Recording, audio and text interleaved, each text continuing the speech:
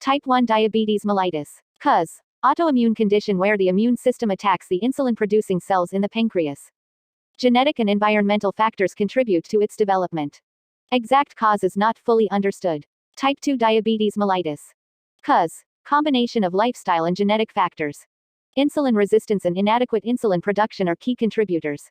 Risk factors include unhealthy lifestyle choices, obesity, family history, advancing age, and certain ethnic backgrounds. Laboratory diagnosis of diabetes mellitus. Fasting blood glucose test. Measures blood glucose level after an overnight fast. A fasting blood glucose level of 126 mg per deciliter or higher on 2 separate occasions indicates diabetes.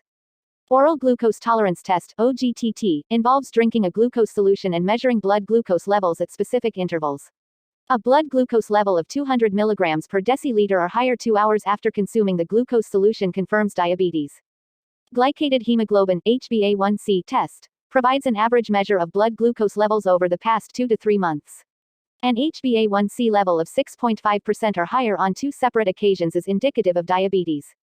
Random plasma glucose test measures blood glucose level without regard to the time of the last meal. A blood glucose level of 200 mg per deciliter or higher, along with symptoms, suggests diabetes.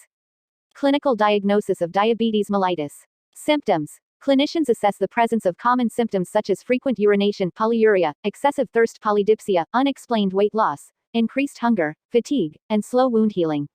Medical history. Gathering information about the patient's medical history, including family history of diabetes, previous diagnosis of gestational diabetes, or any other relevant health conditions.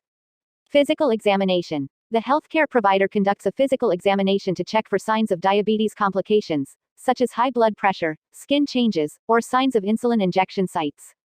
Additionally, risk factors such as obesity, sedentary lifestyle, and other comorbidities are taken into account during the clinical assessment.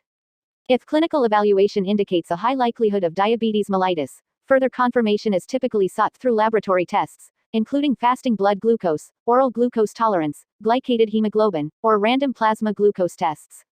These tests provide quantitative measurements of blood glucose levels and help establish a definitive diagnosis.